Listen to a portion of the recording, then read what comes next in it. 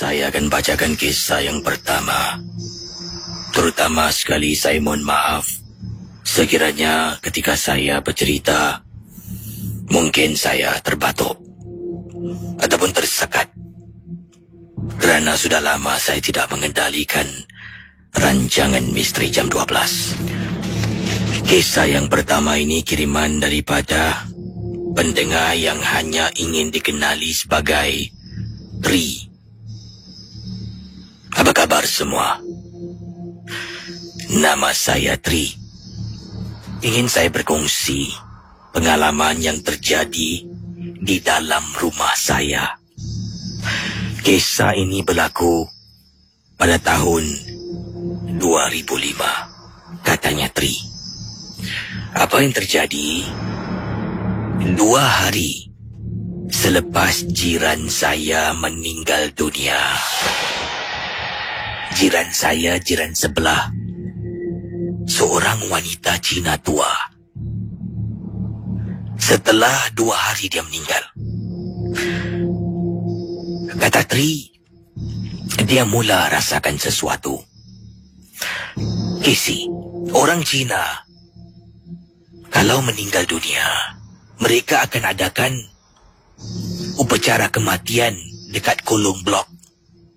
Ada kalanya di multi-purpose hall selama lebih kurang seminggu, Casey. Mayat tu akan dimasukkan dalam keranda, disimpan di kolong blok untuk saudara mara menziarahi jasad si mati buat kali terakhir. Jadi, bila dapat tahu jiran sebelah meninggal, saya pun simpati dengan keluarga. Sebenarnya, Casey, apabila saya balik rumah pada hari yang kedua, kata Tri, saya naik lift. Rumah saya di tingkat 8. Dalam perjalanan naik lift, naik ke atas, saya boleh bau, Casey. Jiran sebelah saya ni, seorang wanita Cina tua yang meninggal dunia, dia ada mengenakan sejenis wangi-wangian. Saya memang cam. Kita hidup berjiran, Casey. Dah lama. Naik lift, saya berdiri. Belakang saya ni ada ruang, kata Tri.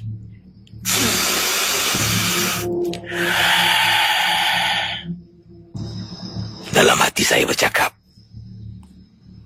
macam aku kenal bau ni. Tak apalah. Saya pun tak nak fikir yang panjang-panjang. Saya tekan butang lift dan tutup pintu lift. Going up. Doors are closing. Sepanjang perjalanan naik atas, bulu tengkuk saya meremang. Seolah-olah seperti ada sesuatu di belakang. Kita ni, Casey, kalau tahu ada benda dekat belakang, kita tak akan toleh. Itulah yang saya buat. Sampai lift tiba di tingkat rumah saya, iaitu tingkat 8, Casey. Door 8. Saya keluar, berjalan perlahan-lahan menuju ke arah rumah saya. Waktu tu saya balik jam 11 lebih malam.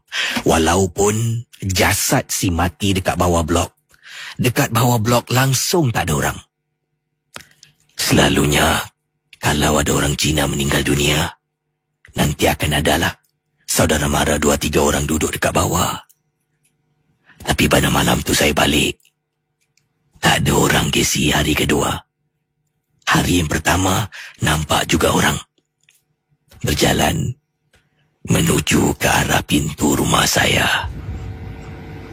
Tiba-tiba saya dengar,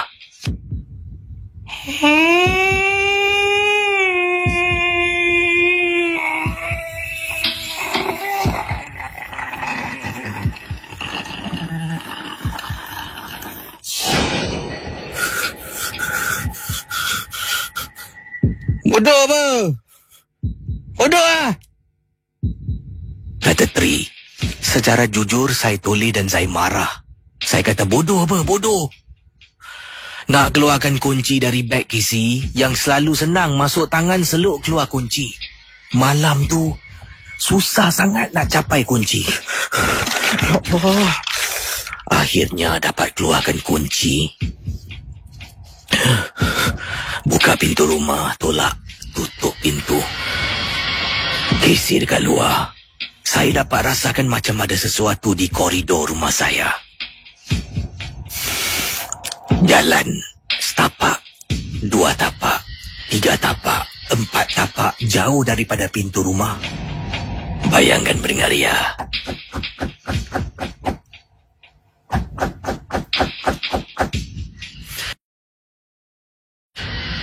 Saya beranikan diri sebab saya dah masuk dalam rumah. Saya pun pergi ke bilik ibu saya. Ibu. Ibu saya bangun, buka pintu, tanya pada saya, ada apa ni? Bu, saya terpaksa terus terang. Boleh temankan saya tak? Tak sedap hati lah, Bu. Yelah. Nanti ibu duduk sini.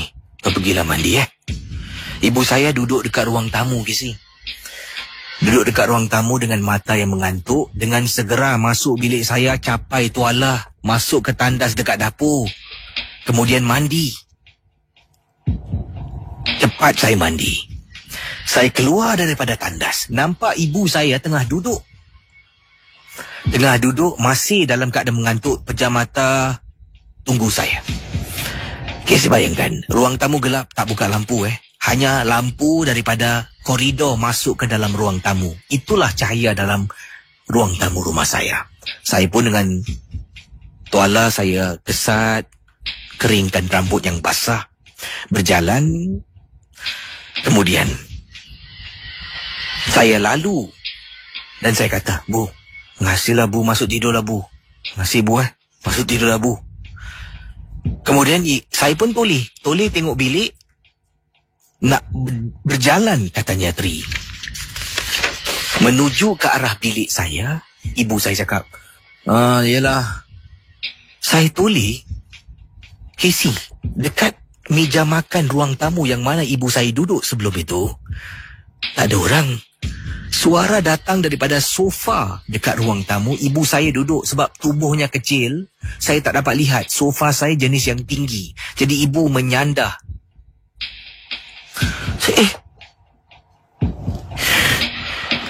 Ibu saya bangun, masuk dalam bilik. Saya tak boleh tidur, Casey, malam tu. Nasib baiklah, Casey. Upacara kematian tu hanya berlangsung selama lebih kurang seminggu. Dan nasib baiklah saya dah tak balik awal. Dah tak balik lewat lagi. Katanya Tri, pulang lebih awal. Takut nanti kena ganggu macam benda yang sama tadi.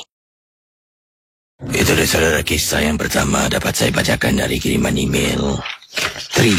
Ya, yang dikirimkan agak lama dahulu. Korek jumpa juga email. Jadi terima kasih atas kesetiaan anda bersama dengan kami, Ria 897 FM. Baik. Saudara, ada di antara kita pernah dengar mana mungkin ibu ataupun lebih tepat lagi nenek-nenek kita ni banyak sangat petua-petua pantang larang. Dan ada katanya kalau tidur malam jangan tidur berbaring. Miringkan tubuh ke kiri ataupun ke kanan. Jadi ini kiriman daripada seorang pendengar. Kalau tadi Tri itu adalah seorang wanita. Ini kiriman dari pendengar yang bernama Dayah yang berkongsi, yang mana beliau ni tinggal bersama dengan neneknya. Nenek selepas satu kejadian pada keluarga Dayah ni, katanya Dayah dia terpaksa untuk sementara waktu tinggal bersama dengan neneknya dan pakciknya lah. Jadi Dayah ada satu bilik dan nenek pernah menegur kalau tidur tu satu yang pertama sekali. Dalam keadaan tidur pun kena tutup aurat. Nenek beritahu saya yang di dunia ni berkeliaran jin jantan, jin betina. Saya dengar pun ialah sebagai orang muda, kata Dayah. Banyak sangat kepercayaan. Saya iyakan je lah. Casey, mohon maaf. Saya kalau tidur malam, saya suka gunakan shorts, seluar pendek. Dengan t-shirt saya dan tarik selimut. Biasalah kalau dalam keadaan sedang tidur, nanti kita akan pusing kiri, pusing kanan. Kadang-kadang selimut tu tertanggal. Dan nenek saya pernah nampak, dia nasihatkan saya. Katanya, Daya, nenek nak nasihatkan pada kau. Kau tidur malam, jangan suka tidur baring. Miringlah kanan. Ataupun miring kiri ke.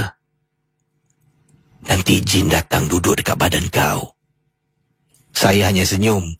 Nenek ni tak habis-habislah dengan jin. Sampaikan pada satu malam. Pada waktu malam, nenek saya dengan pakcik saya tidak ada di rumah, Casey. Seperti yang Dayah katakan, keluarga Dayah, ibu dan ayah adalah masalah keluarga. Jadi oleh kerana itu, Dayah terpaksa tinggal di rumah nenek dengan pakciknya. Malam yang disebutkan ini, ketika kejadian setelah beberapa kali nenek nasihat, pakcik dengan nenek tidak ada di rumah. Jadi beliau pun waktu tu sekitar jam 11 malam. 11 malam Kata Dayah, saya pun dah masuk bilik lah. Dah tutup pintu, dah mula nak tidur. Jadi saya baring, sambil baring tu, saya bermain dengan handphone saya.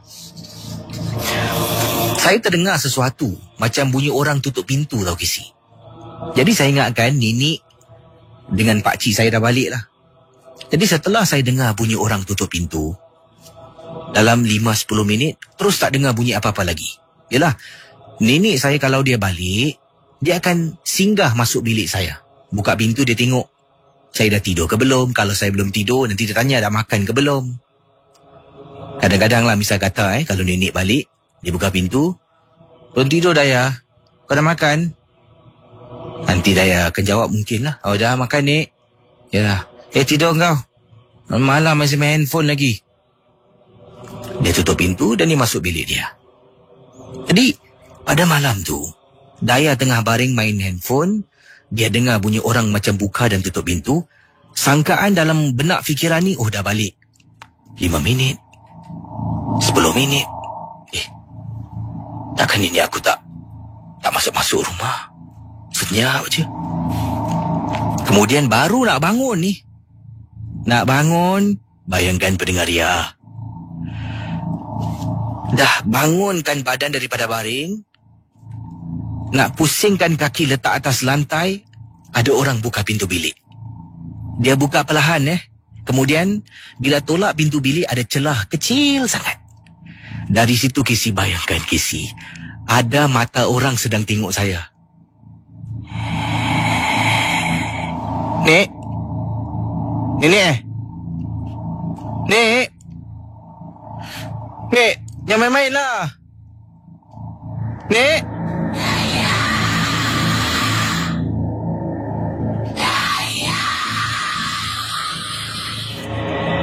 Saya baca surah Al-Fatihah, Casey. Ya Allah, Casey, bila saya baca surah Al-Fatihah, saya tak tahu, Casey, Pendengar Ria 897, anda bayangkan saya baca sedikit contoh. Dayah sedang Bismillahirrahmanirrahim, Alhamdulillahirrabbilalamin, Ar-Rahmanir. Tiba-tiba, benda tu, Maliki yaumiddin, Iyyaka na'budu.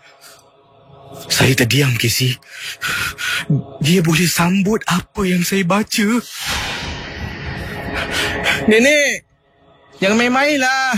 Pak Long. Saya terus telefon Pak Long saya. Pak Long jawab telefon. Pak Long dalam perjalanan nak balik ke rumah. Dipendekkan cerita, alhamdulillah saya dapat kekal dalam bilik tu. Gangguan tu walaupun dah berhenti, tapi perasaan takut masih ada. Saya dengar bunyi buka pintu, saya dah takut. Kemudian masuk nenek punya suara. Dayah, Dayah, nenek. Nenek tolak pintu. Kau belum tidur lagi? Tanya nenek dengan selamboi. Nenek tak tahu. Kata Dayah yang nenek dia tidak tahu keadaan cemas yang berlaku dalam rumah. Nek, nak tidur lah ni. Saya nak cakap tidur dengan nenek. Malam tu pun saya malu, Kisi. Jadi, setelah nenek keluar dari bilik, ya saya pun tidur. Tapi kali ni saya buka pintu dan saya buka lampu kecil di tepi katil saya. Saya tidur tiarap. Maaf, saya tidur baring. Kemudian saya beralih pusing tidur tiarap. Tak selesa, Kisi. Tidur miring, tak selesa. Saya baring balik. Baring, terlelap mata. Terkebil-kebil. Akhirnya, saya mata terkebil sebab tahan daripada nak tertidur. Takut sangat-sangat. Akhirnya saya tewas dan saya terlelap. Tengah tidur, dalam keadaan mata pejam, saya rasakan tangan kiri kanan saya tak boleh bergerak, Kisi. Seolah-olah macam ada orang tahan dan nafas saya semakin lama semakin tipis. Tak boleh tarik nafas, Kisi. Dan saya teringat pesan nenek saya. Kalau saya tidur baring, kata Dayah, cuba kalau tak boleh bernafas, cuba saya istighfar dalam hati, perlahan-lahan istighfar. Kisi nak cakap dalam hati pun susah, bayangkan. Saya cuba. Akhirnya dalam hati boleh bercakap. Saya ulang. Daripada dalam hati ia terus ke bibir saya.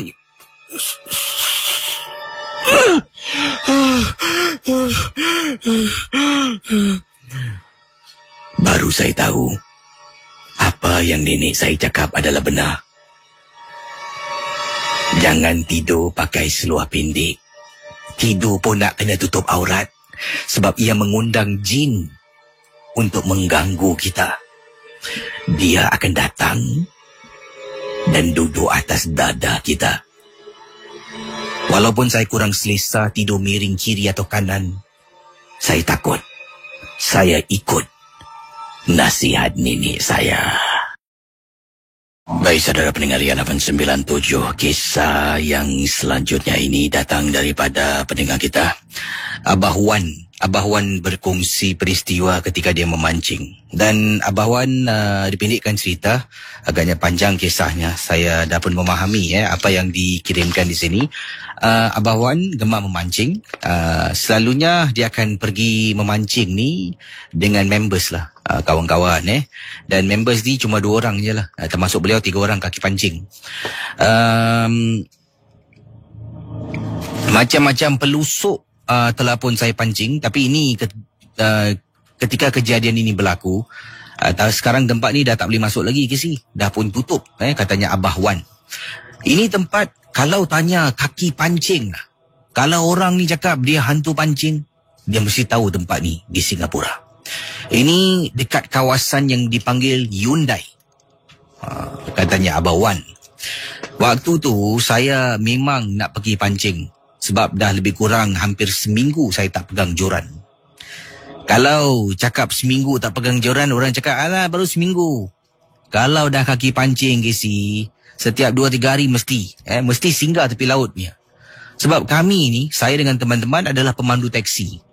Ada masa lapang kita akan pergi pancing. Kadang-kadang sejam 2 jam. Tepi sungai dekat Pasir Ris pun pernah pergi. Sajalah, Kisi, sambil pancing tu sambil kita berborak-borak dengan members. Tapi pada hari tu saya nak pergi dengan kawan, dah janji. Sekali sesuatu berlaku, teman saya tak boleh datang. Saya terpaksa pergi seorang diri. Pergi, Kisi.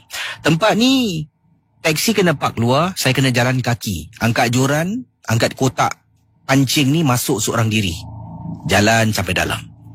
Dah pacak joran, dah lontar semua. Saya pun duduk tunggu masa untuk umpan saya digigit ikan. Tempat ni memang agak dalam sedikit. Jauh daripada orang-orang awam. Tak ramai orang yang tahu tentang tempat pancing di Hyundai ini. Tengah duduk, tiba-tiba saya dengar.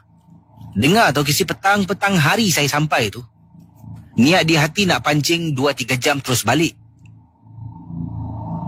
Tengah duduk petang-petang hari, dengar bunyi seolah-olah macam bunyi burung hantu. Dalam hati ni, saya tertanya-tanya, bunyi macam burung hantu. Takkan burung hantu keluar pada waktu petang?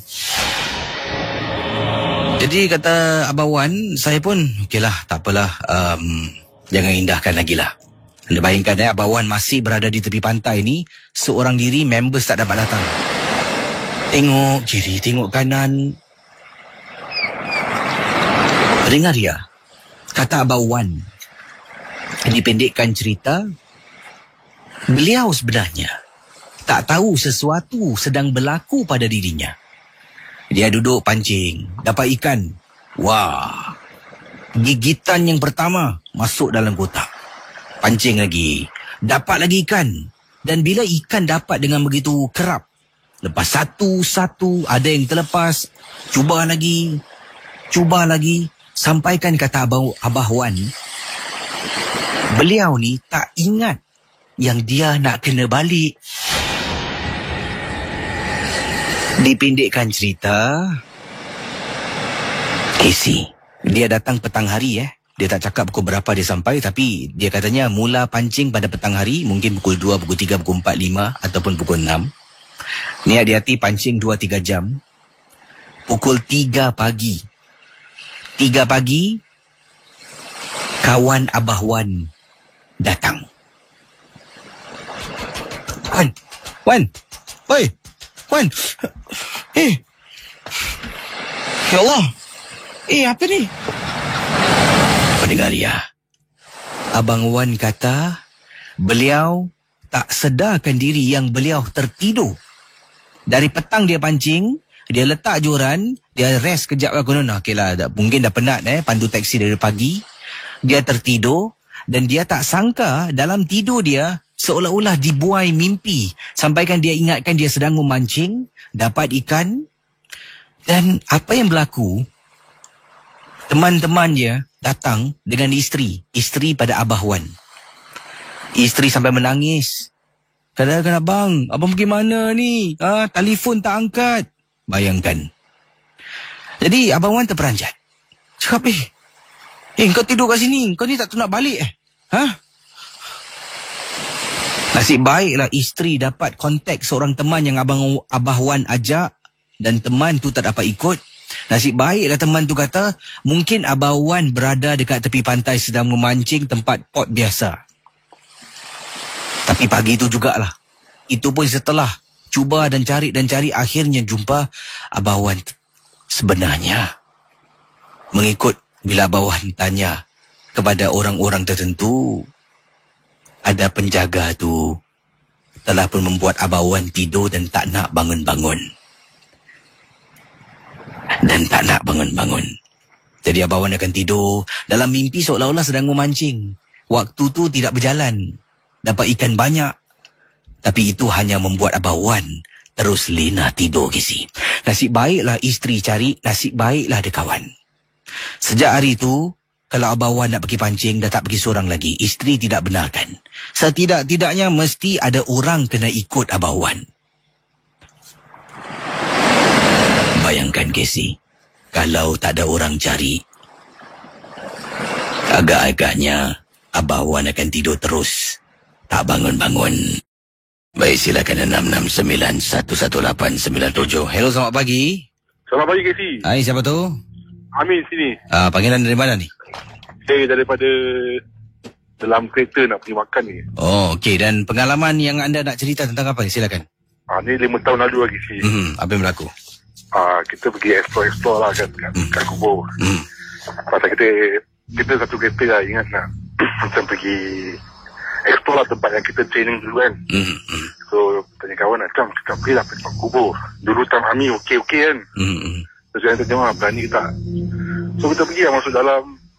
Dia macam kita masuk dalam perimeter tau. Macam square di situ lah. So first time kita masuk, terapa. So kita lepak dekat bus stop. Kita lepak dekat bus stop, kawan saya lah tegur, tadi kan sebenarnya aku dah nampak benda lah. Habis kita cakap, kau nampak apa tak bilang kita? Tak nak, aku tak nak bilang korang, aku tengah takut. Habis kita semua macam, kita 3 orang cuma bilang dia, okay, jom kita pergi lagi sekali lah. Kita pergi tengok. Habis member kita tu ni cakap, tak nak, aku seram. Tak apa, kau tak payah tengok. Sampai tempat dia kan, kau tunduk bawah je. Kau bilang kita kat mana, nanti kita tengok. So kita pergi lagi lah. Kita pergi lagi tu, dah nak macam dah nak keluar daripada tempat tu, saya kena belok kiri. So bila saya belok kiri, saya nak kena toleh kanan nak tengok ada kereta lah. Tapi padahal malam tu tak ada kereta kan. So saya berjas boleh belok kiri lah. So saya tetap toleh kanan lah. So bila saya toleh kanan tu, ada nampak macam tubuh perempuan lah, pakai kain batik, baju putih lah, tengah duduk macam duduk antara 2 sujud gitu lah. Habis terus saya pecut keluar. Member-member semua dekat dalam kereta semua tengah kumat-kumit. So kita dah sampai bus stop kan. Saya terus kaku, saya jam. Aku tak boleh keluar kereta ni. Aku tengah shock ni. Saya bilang dengan dorang lah. Habis member saya semua dekat keluar. Kita relax. Habis kita semua tanya, kau nampak apa tadi? Saya bilang dorang lah, tak nampak apa. Habis saya bilang dengan dorang, aku nampak tak ada apa-apa tau. Tapi bila aku toleh kat aku, pasal aku cuba betul. Yang kelakarnya, semua member semua tak dalam, semua nampak sama benda. Saya cakap, bila saya pecut tu, itulah time yang dia tu selitu tu tengah tengok kat kita. Jadi semua perasan benda yang sama lah semua perasan benda yang sama, semua nampak benda yang sama. Jadi terima kasih ya. Selamat pagi. Okey, selamat pagi. Kembali. Baik, bagus kisahnya. Ringkas, padat dan jelas kisah yang dikongsi sama. Terima kasih pada brother kita awal tadi. Ini datang daripada Muhammad Fadli yang berkongsi peristiwa di sini. Katanya ini berlaku dekat rumah makcik saya di kawasan Teluk Belanga, KC. Waktu tu saya ke sana sebab makcik saya masak sesuatu dan suruh saya datang rumahnya untuk ambil lauk lah. Jadi saya ni menunggang motosikal seorang diri. Rumah makcik Fadli ni bertempat di Teluk Belanga, dan Fadli pula tinggal di Commonwealth, tidak jauh lah agak dekat sedikit lah. Jadi makcik saya memang kalau dia masak sesuatu nanti dia akan telefon lah, tanya, Fadli kau kat mana? Sebab makcik saya ni antara makcik yang paling saya rapat sangat-sangat, dan saya memang suka makan masakan makcik saya. Kata Fadli, sebelum tu nak ucapkan hello pada makcik saya.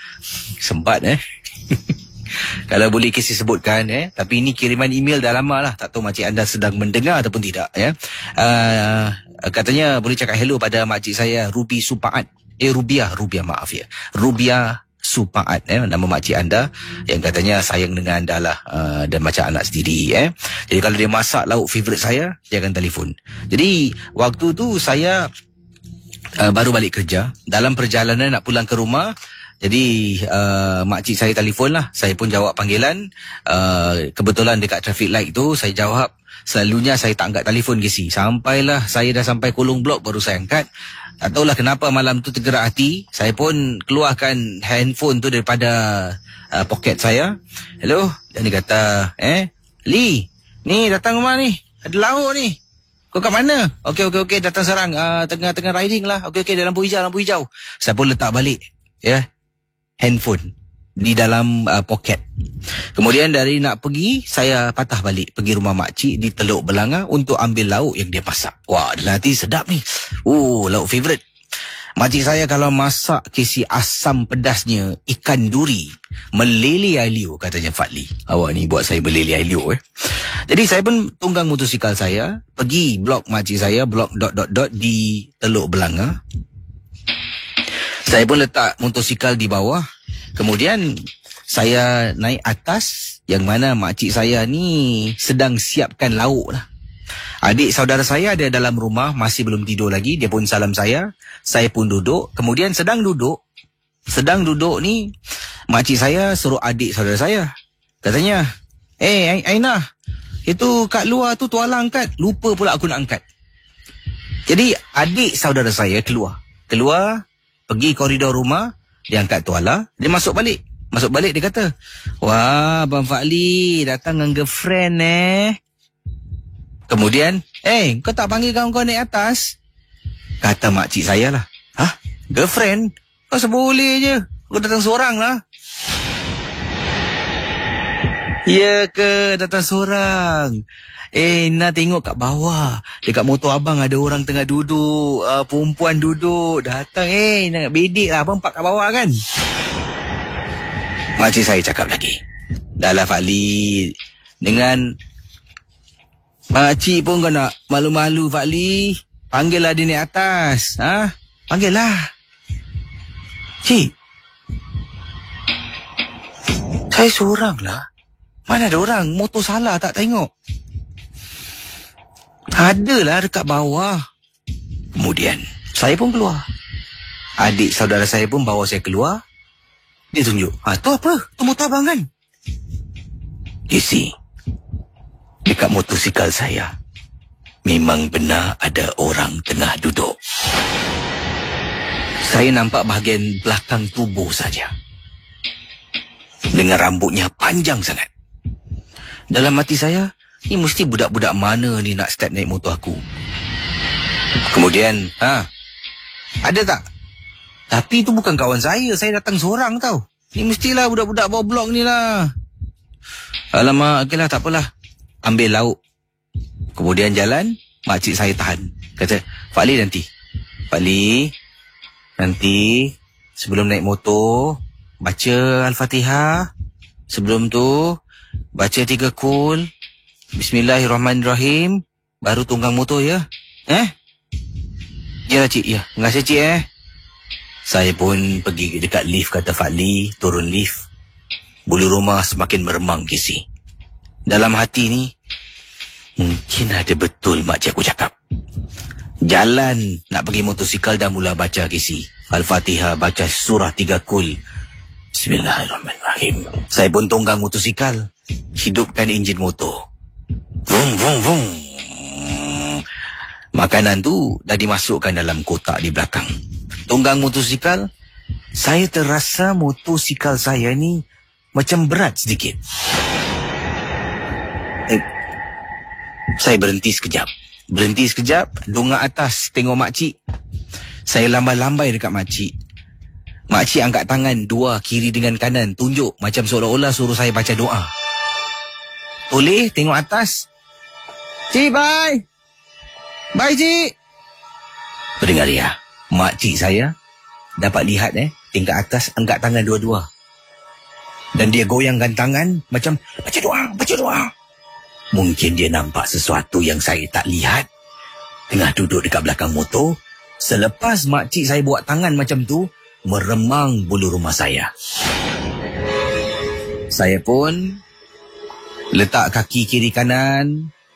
Belum lagi nak tunggang motor, saya baca lagi Al-Fatihah 3 kul. Dan saya cakap, dengan nama Allah, aku nak pulang dengan selamat. Tolong jangan naik motor aku. Saya angkat kaki, masuk gear, tekan minyak, bergerak. Tak rasa berat, Gizi. Terima kasih. Pendengar ya, tadi anda dengar sound effect gadis menangis. Ini yang berlaku kepada pendengar kita. Lina namanya. Kata Lina dalam kiriman email kepada saya, berlaku pada tahun 2004. Lina bersama seorang lagi teman wanitanya, kawan kepada Lina. Mereka berdua bercuti tidak jauh, dekat di salah sebuah hotel, dan mereka menginap di salah sebuah hotel di Kuala Lumpur, Malaysia. Mereka pergi ke sana untuk 2 malam 3 hari.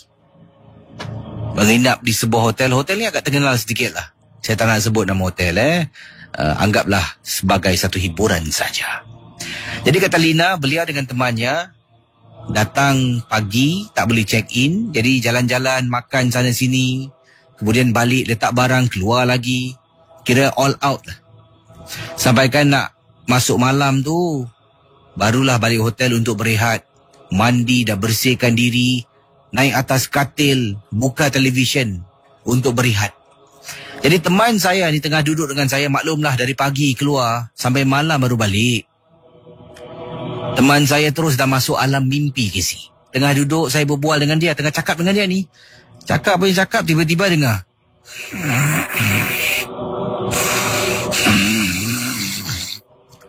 Dia berdengkur, Casey. Terperanjat saya dibuatnya. Saya toleh, alamak, dia ni tak boleh pakai lah. Orang tengah cakap dengan dia boleh tidur pula. Okeylah, saya pun matikan televisyen. Saya matikan lampu bilik. Cuma lampu yang menyala adalah lampu tandas. Saya ingat lagi. Mak saya pesan, dalam rumah, lampu yang kau jangan matikan tandas. Lampu tandas saya hidupkan, saya tak matikan. Dan lampu tepi katil, ada panggil night lamp, lampu malam, yang saya juga tak matikan. Jadi tengah baring, saya nak lelapkan mata ni, hairan walaupun penat tak boleh tidur, Casey. Kata Lina. Golek kiri, golek kanan, tiba-tiba terdengar dalam bilik hotel kami, di salah sebuah hotel di Kuala Lumpur, dengar dengan jelas bunyi suara perempuan menangis, Casey. Siti. Saya kejut teman saya yang bernama Siti, yang sedang nyenyak tidur. Kejut, Casey, saya tak tahulah. Teman saya ni tidur. Saya faham sangat-sangat. Kalau ada perang dekat luar pun dia takkan bangun. Saya yakin ada di antara kita mempunyai teman ataupun adik-beradik yang macam ni. Saya panggil.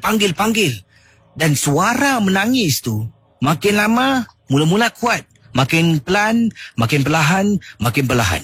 Dan saya teringat pula pesan ibu saya. Kalau ada bunyi suara-suara yang seram, mengilai, menangis. Kalau suara tu semakin lama, semakin jauh, semakin perlahan, bermakna benda tu semakin lama, semakin dekat. Pendengar 897 FM. Bayangkan suara tangisan yang beliau dengar. Mula-mula kuat.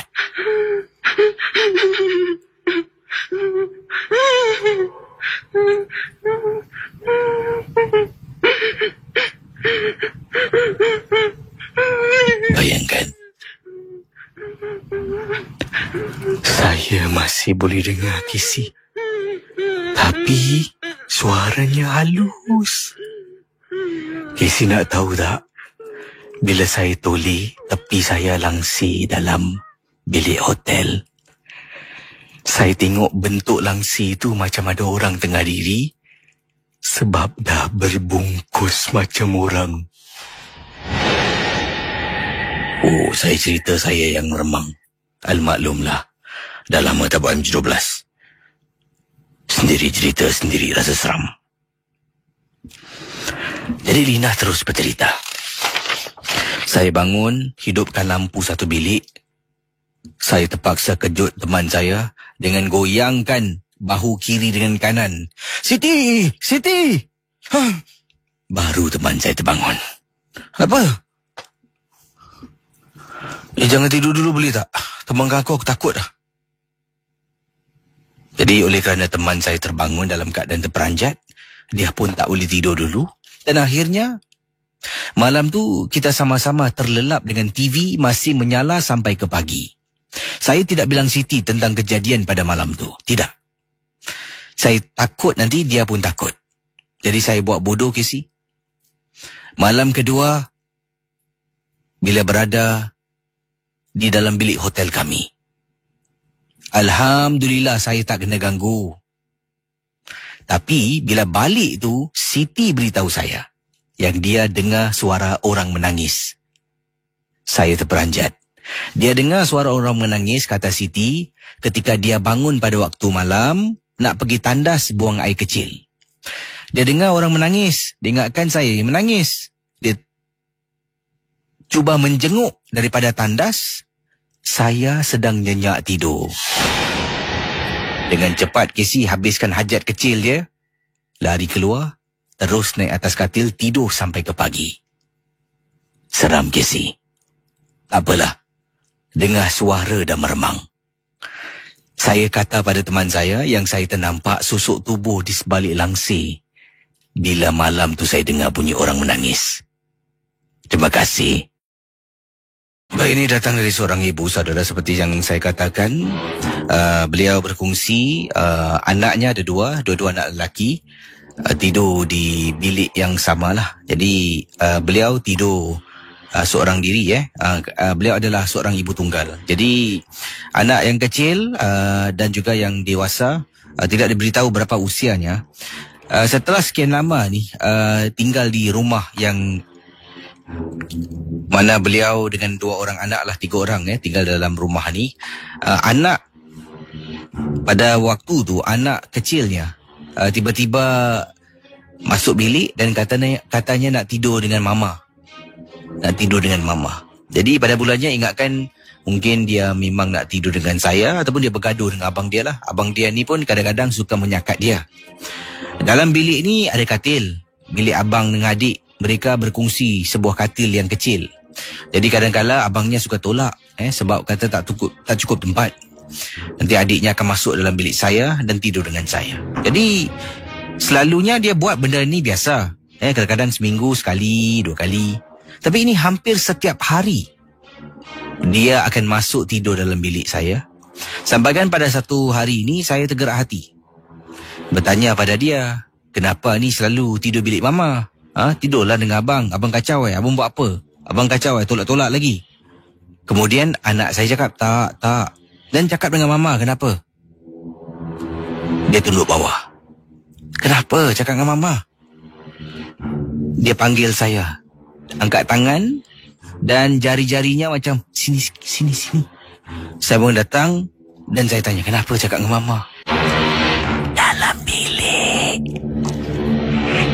ada perempuan rambut panjang. Mendengar Ria 897. Anda bayangkan ya. Katanya teman kita yang kirimkan maaf, email kepada saya, anaknya berbisik dengan suara yang lembut. Dalam bilik ada perempuan rambut panjang.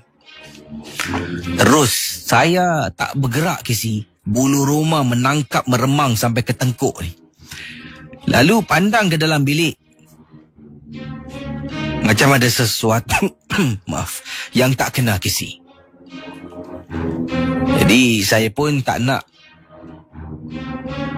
buat anak saya takut, buat diri saya takut. Sebab dalam rumah ni hanya kami bertiga. Saya pun angkat.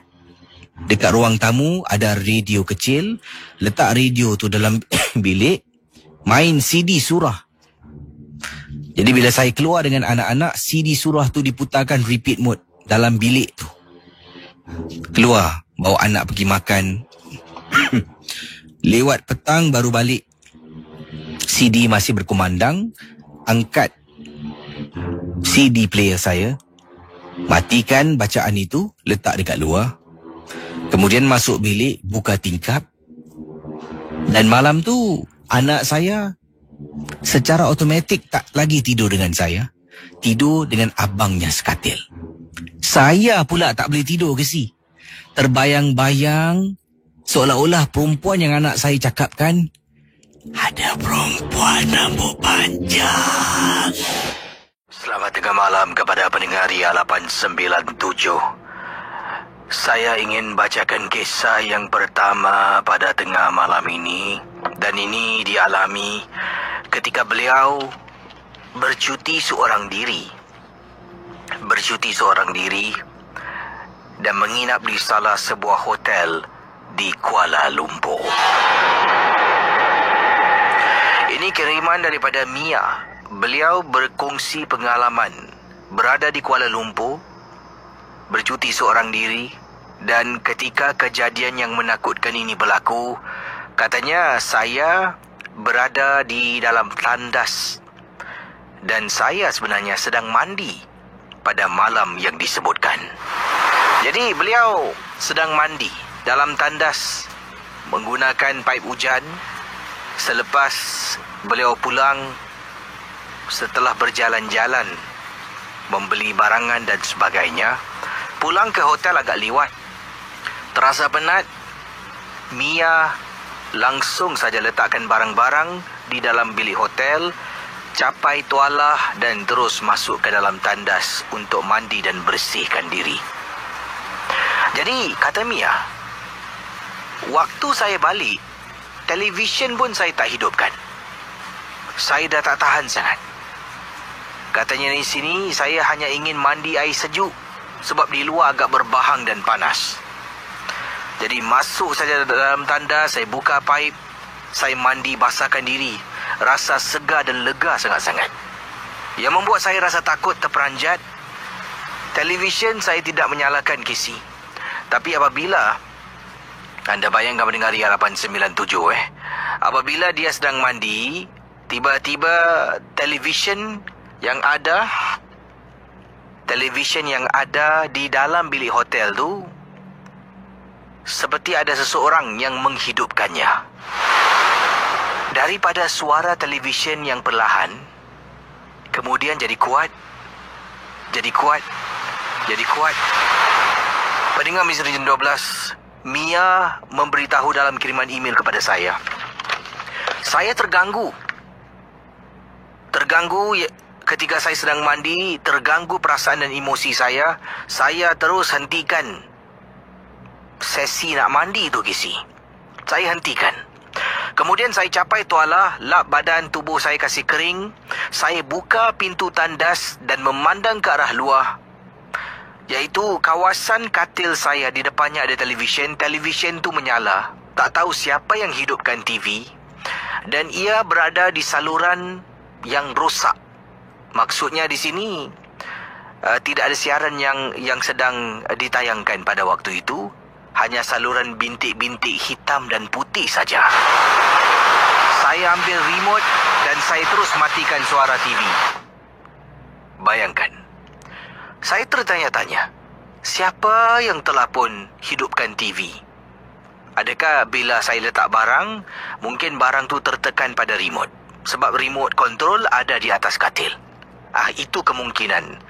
Jadi bolehlah, tak kisahlah. Masuk balik dalam tandas, saya letaklah moisturizer di muka. Ialah Casey, the usual beauty regime, katanya Mia. Selepas tu saya keluar. Saya duduk di atas katil, dah salin pakaian semua. Saya keluarkan makanan yang saya beli, letak di atas meja. Tengah makan, saya pun menonton TV. Akhirnya dah mengantuk, naik atas katil yang sejuk dengan comforter yang begitu tebal. Saya tarik, nak pejamkan mata, nak tidur. Saya tutup lampu, tapi lampu dekat walkway, daripada pintu nak masuk ke dalam bilik saya ni ada walkway, kemudian ada pintu tandas. Lampu bahagian sana saya tidak matikan, saya hidupkan lampu tu. Ketika saya sedang nyenyak tidur, Casey, sekali lagi televisyen yang ada di hadapan saya menyala dengan sendirinya dan bunyi televisyen tu agak kuat sampaikan saya terbangun dari tidur. Siapa ni? Mana pula remote aku? Saya mencari remote. Saya fikirkan saya tidur, saya terlanggar remote sehinggakan TV itu menyala dengan sendirinya. Sebab saya tertekan.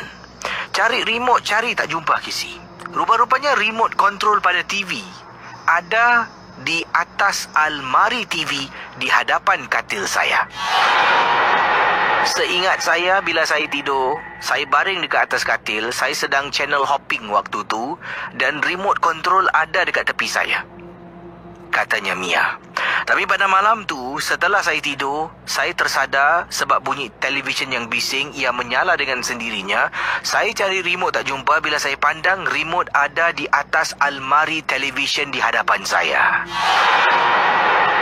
Siapa yang alih? Adakah aku yang alihkan? Mungkin aku tak perasan, aku lupa. Saya bangun, ambil remote. Pendengar Misteri Jam 12.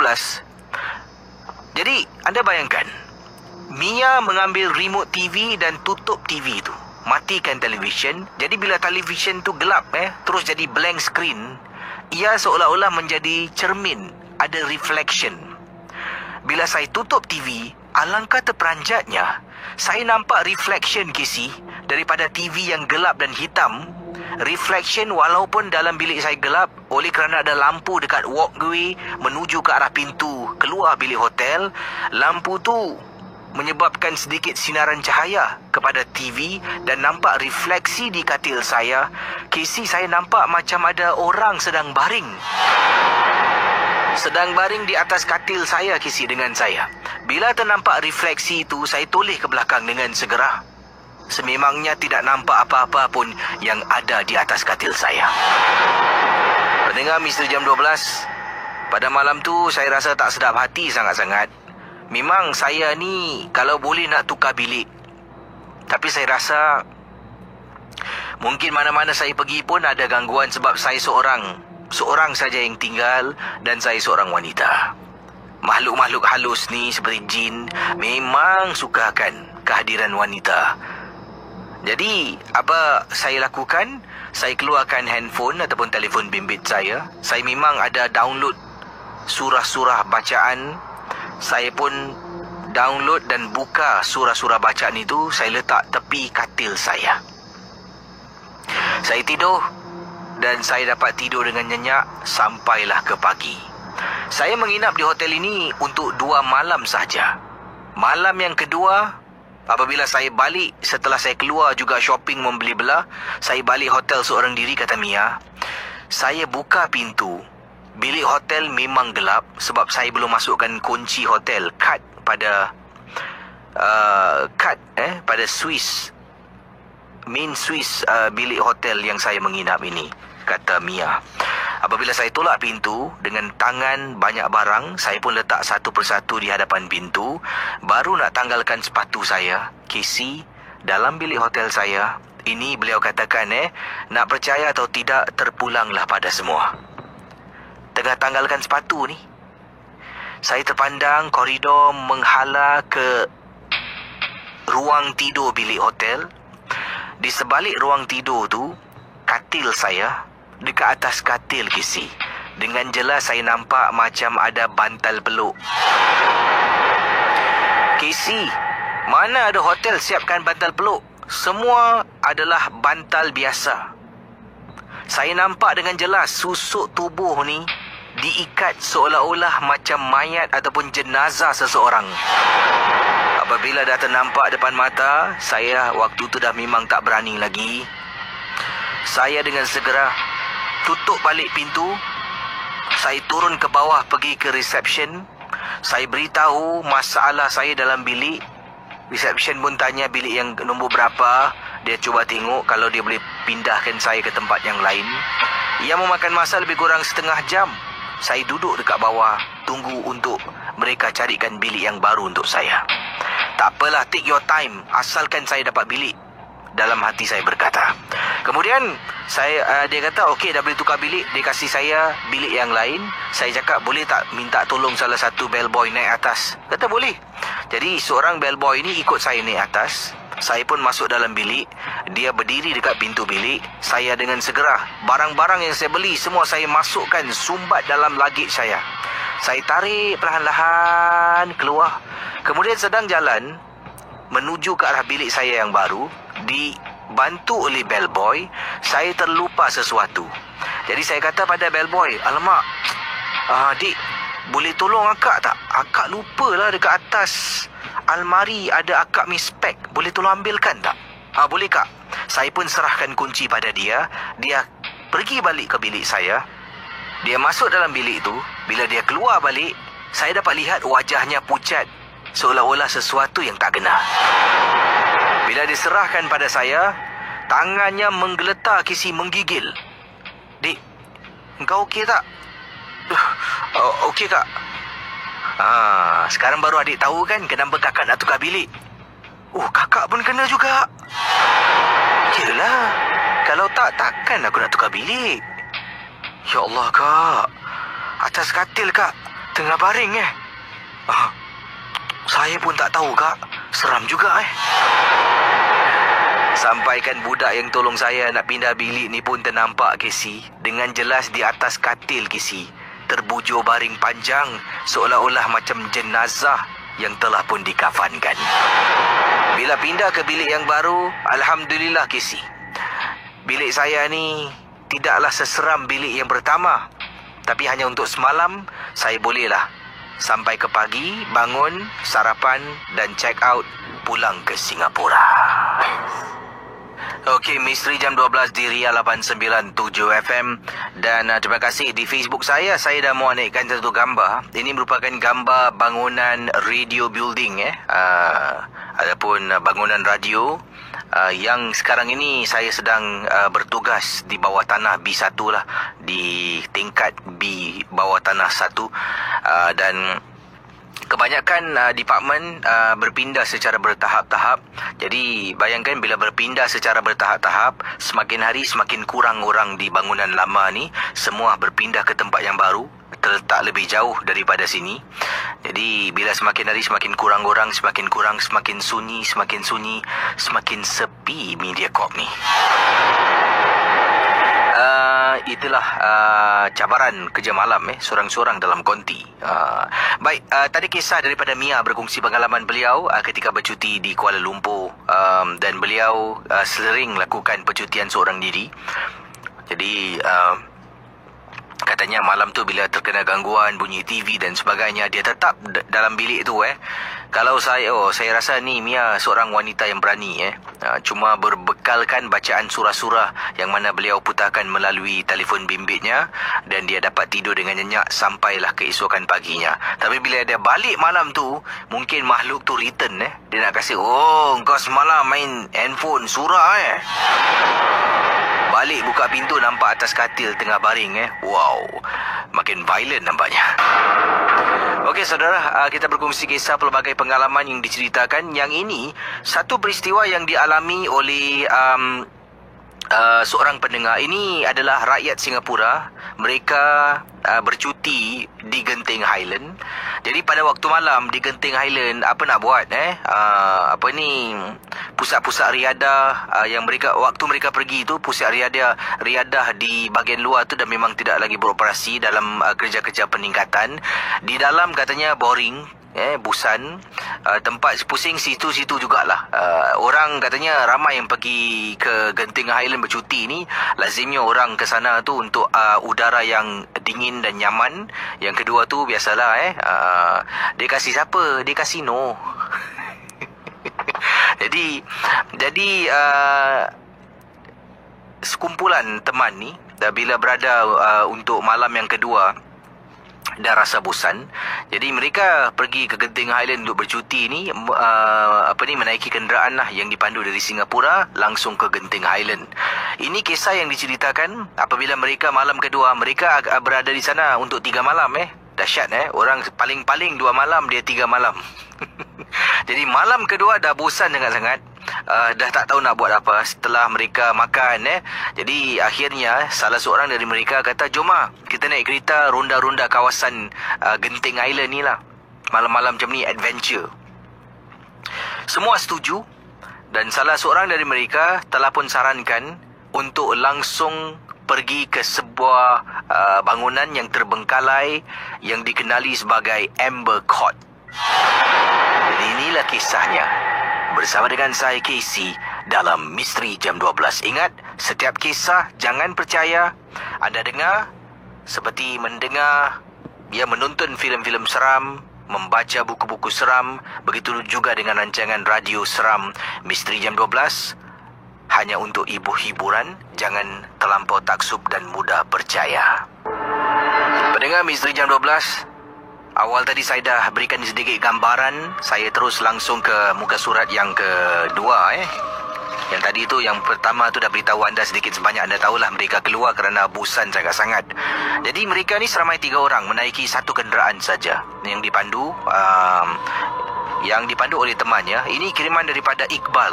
Iqbal berkongsi pengalaman. Jadi Iqbal duduk di depan, temannya seorang memandu, seorang lagi duduk di belakang. Jadi malam tu agak bosan, katanya jom keluar adventure lah. Jadi mereka pun naik kereta yang sama.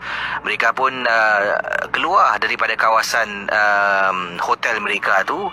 Dan teman saya sarankan untuk pergi ke Amber Court. Tempat ni memang dikenali sebagai bangunan terbengkalai dekat dengan Genting Highland. Jadi dipendekkan cerita, akhirnya mereka sampai. mereka bertiga ni sampai. Kenderaan mereka tidak boleh masuk ke kawasan Amber Court. Mereka terpaksa letak di bahagian luar Amber Court. Sebabnya ada jalan menuju ke arah Amber Court tu telah pun ditutup dengan diletakkan 2 batu besar pada waktu itu. Jadi mereka berhentikan kenderaan di luar dan mereka matikan enjin.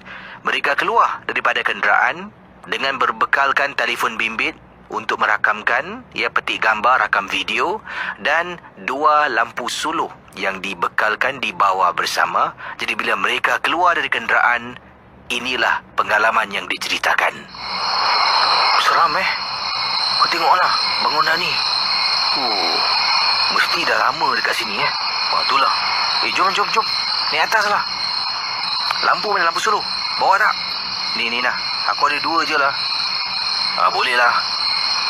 Mereka bertiga menaiki bukit menuju ke arah bahagian utama Amber Court. Jadi katanya dalam kisah yang diceritakan, bila dia berdiri, sebelah kanan adalah multi-story car park, tempat letak kereta bertingkat. Dan sebelah kanan pula pendengar Ria 897 anda bayangkan adalah bangunan Amber Court itu sendirilah. Jadi bila mereka berjalan, mereka pun berdiri di tengah-tengah antara tempat letak kereta bertingkat dan bangunan Amber Court. Masing-masing mendongak ke langit untuk tengok tingkat paling tinggi, tengok salah satu tingkap bangunan yang terbengkalai ini. Apabila sedang mereka merakamkan video, memetik gambar, mereka sedang bercakap-cakap. Katanya bila saya tanya pada salah seorang teman yang sarankan tempat ini, kenapa tempat ni orang biarkan macam ini? Apa sebab dia Okey apa tinggal atas ni? Sejuk, sunyi, tak bising-bising Jadi salah seorang dari teman saya mengatakan dia ada terbaca blog mengatakan mereka berpindah antara sebabnya bangunan ini tidak lagi lah dijaga oleh management. Dan antara juga berita yang dibaca melalui internet, entah benar ataupun tidak, jangan mudah percaya. Tapi ini yang dia baca. Teman saya memberitahu ada seorang ada seorang wanita yang terjun diri daripada salah satu tingkat di Amber Court ini. Jadi dia naik atas, kemudian dia pergi dekat satu tingkat ni. Dari tingkat tu dia panjat timbuk, terjun diri, dan dari situlah rohnya tidak tenteram, mengganggu para penduduk yang masih menetap di sana, dan akhirnya satu persatu terpaksa pindah ke tempat yang lain. Saya pun toleh tengok teman saya. Engkau ni betul. Mana aku tahu? Aku baca je kat internet.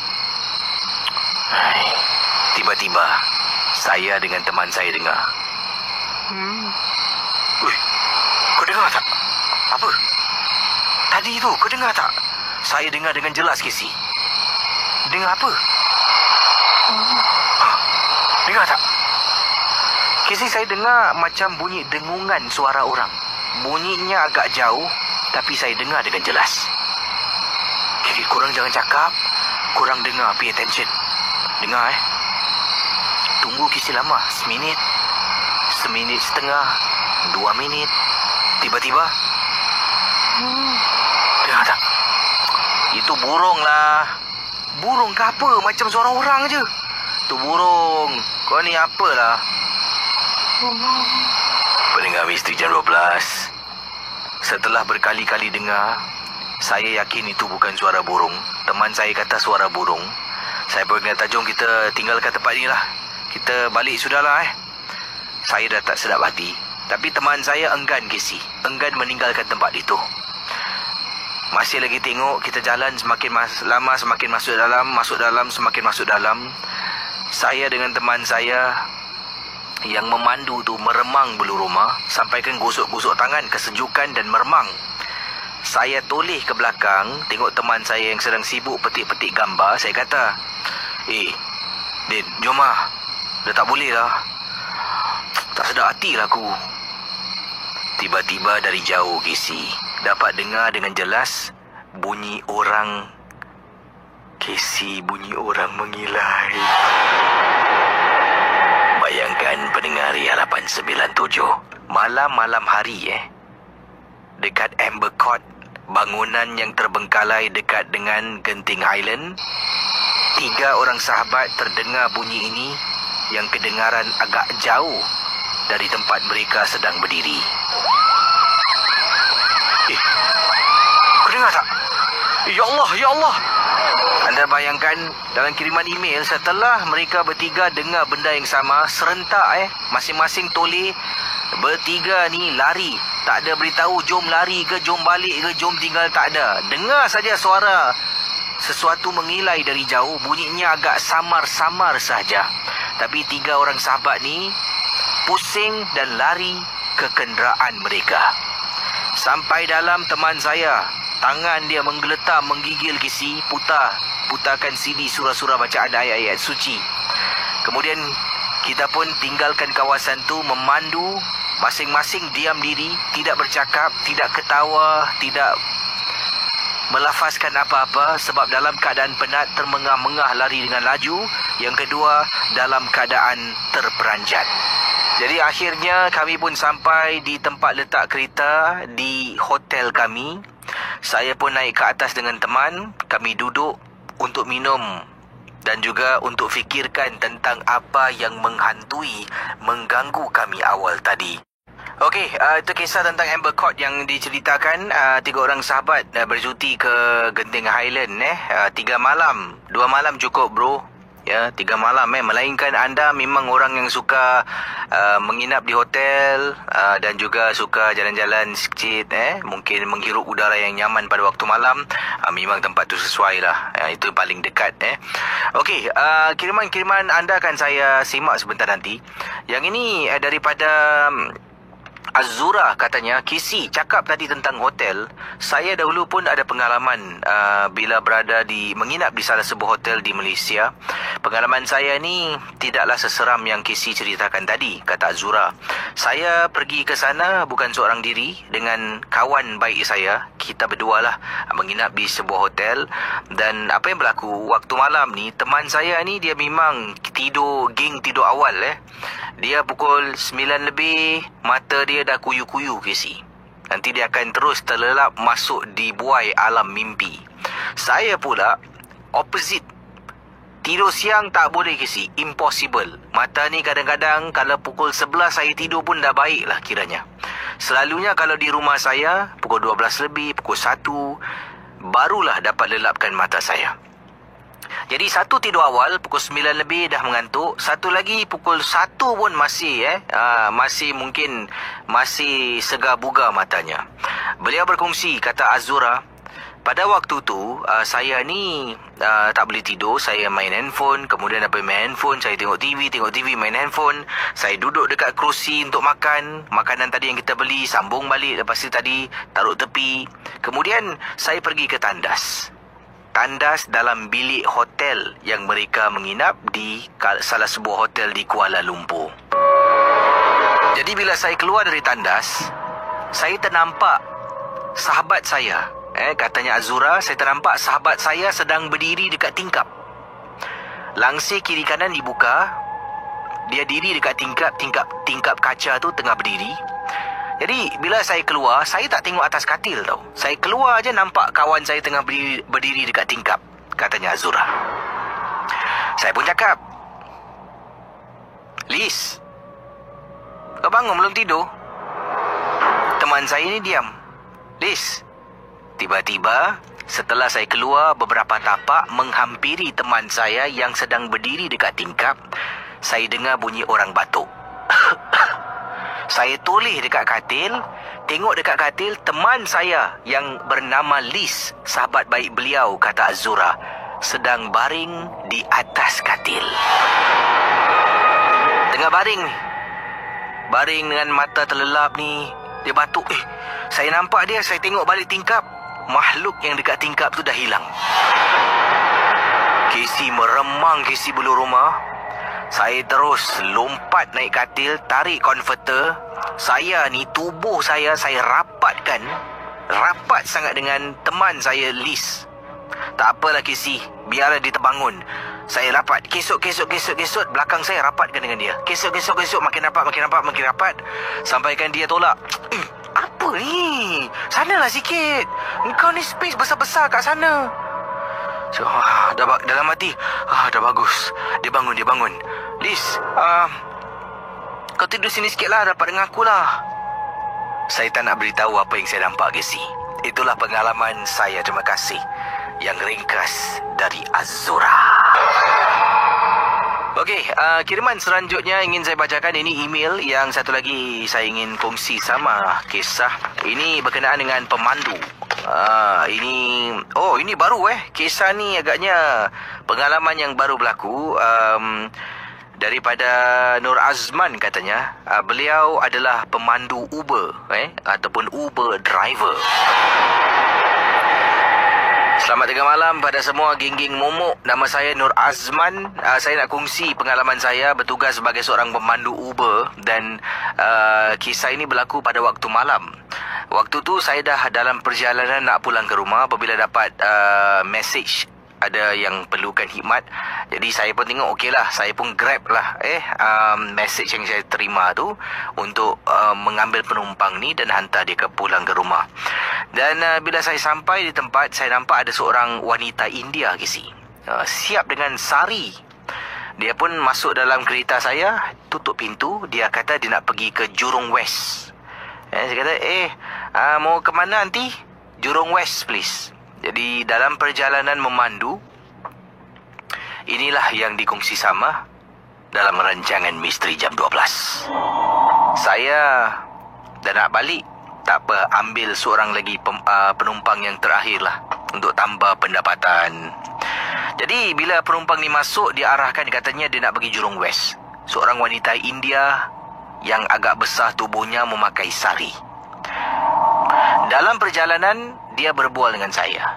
Dia bercakap dengan saya, dia tanya, dan dia cakap dalam bahasa Melayu. Kata, adik ni sudah kahwin belum? Saya pun cakap, Kak, saya sudah kahwin lah. Kita berborak-borak, berbual-bual. Dan kemudian dia tanyalah dengan saya ada anak ke tidak. Saya kata, belum ada rezeki, belum ada anak lagi. Kita bercakap, bercerita dan sebagainya. Tiba-tiba dia cakap dengan saya, adik, ini depan isteri Casey, wanita India yang duduk kereta saya ni, naik Uber nak balik ke rumah. Dia cakap dengan selamba, katanya, ini depan isteri Saya pusing tengok dia. Inilah depan you isteri your wife ikut you pergi kerja naik Uber. Oleh kerana saya tak naklah buat keadaan tu agak mengganggu perhatian, kata beliau di sini, saya pun play along, Casey. Ya, isteri, ya. Kemudian sampai saja di Jurong, dia pun turun dan tinggalkan teksi saya. Saya masih pandang tempat duduk sebelah kiri. Sememangnya tidak ada sesiapa di sana. Bila akak tu dah turun saya tengok memang tidak ada sesiapa di tempat duduk. Tapi macam mana agaknya beliau boleh katakan yang di hadapan saya tu isteri Okey saudara, berikut ini kisah dari Yan. Katanya beliau pernah menjadi saksi salah satu di salah satu sesi perubatan. Dan apa yang berlaku, beliau menemani seorang kenalan pergi berubat. Jadi bila sampai di sana, dipendekkan cerita, katanya Yan, beliau terkejut dengan apa yang dilakukan dan juga yang bakal dialami. Kisah dari Yan ni akan saya sentuh sebentar nanti. Tapi kalau ada mungkin mempunyai kisah pengalaman misteri, boleh hubungi saya. Ini daripada Eva. Eva berkongsi, selamat tengah malam Casey dan juga pendengar MJ12. Nama saya Eva. Saya nak ketengahkan satu peristiwa yang mana ini adalah satu kejadian yang berlaku di rumah lama saya. Mohon maaf cakap Casey. Sebelum ni saya nak beritahu dahulu, saya tidak melakukan kewajipan sebagai seorang Muslim. Solat pun tidak. Dan apa perkara-perkara yang diwajibkan pun saya semua tidak melakukannya di rumah lama. Jadi lama-kelamaan keadaan rumah ni ialah dah tak pernah dengar azan, orang mengaji jauh sekali. Dah macam jadi sarang. Kata Eva. Beliau berkongsi, Eva teruskan pengalamannya. Rumah ni dah macam jadi sarang. Sarang tu dimasukkan macam tempat pembiakan sesuatu lah. Sampaikan pada suatu hari, bila di dalam rumah ni, bila dia sedang duduk, kadang-kala kata Eva dapat rasakan macam ada orang sedang memerhatikan. Walaupun ada kalanya sudah tutup walaupun sudah tutup dengan langsir dalam rumah tu, kadang-kadang bahagian-bahagian mungkin tingkap, macam ada orang tengah tengok luar tingkap ruang tamu, di luar tingkap bilik, luar tingkap dapur, seperti ada orang memerhatikan, dia akan tutup dengan langsir. Jadi selepas itu benda tu masuk pula dalam rumah.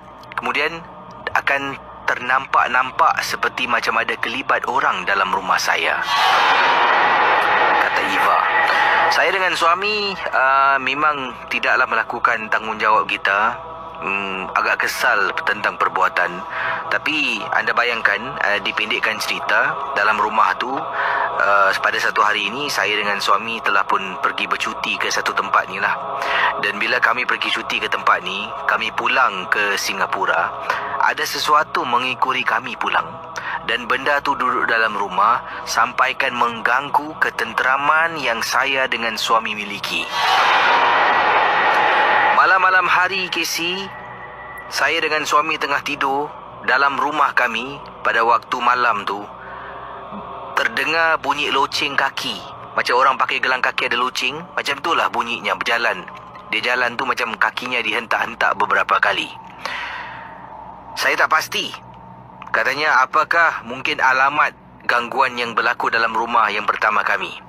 Kemudian disusuli pula dengan waktu-waktu kalau saya sedang menonton TV, nanti saya akan dengar kadang-kadang suami saya macam panggil saya tau. Suami suka duduk dalam study room. Nanti dia seringkali akan panggil saya untuk buatkan dia kopi lah, buatkan dia tu lah, nak makan lah. Tengah duduk saya menonton TV, saya dengar dengan jelas ada orang panggil nama, dan itu adalah suami lah. Saya pun bangun daripada ruang tamu tu, pergi ke, katanya di sini, dari ruang tamu sedang menonton TV, dia terus masuk ke bilik yang mana suami sedang bermain komputer. Jadi bila saya masuk bilik tu, saya cakap, "Ya bang, abang panggil saya." Suami saya terus toleh dengan selambanya mengatakan, "Belum masa pula saya panggil awak." Tadi abang panggil nama saya je. Tak adalah, saya panggil buat apa ni terlanjur awak dekat sini, buatkan saya air sekali lah. Kata tak panggil, lepas tu suruh buat air Jadi saya pun pergi dapur, sedang bancu minuman untuk suami. Saya terperasan, Casey, suami saya pula berada dekat depan, dekat sofa sedang duduk tonton TV. Jadi tengah kacau air ni, tengah kacau, tengok, suami aku, "Bang, tak main game lagi?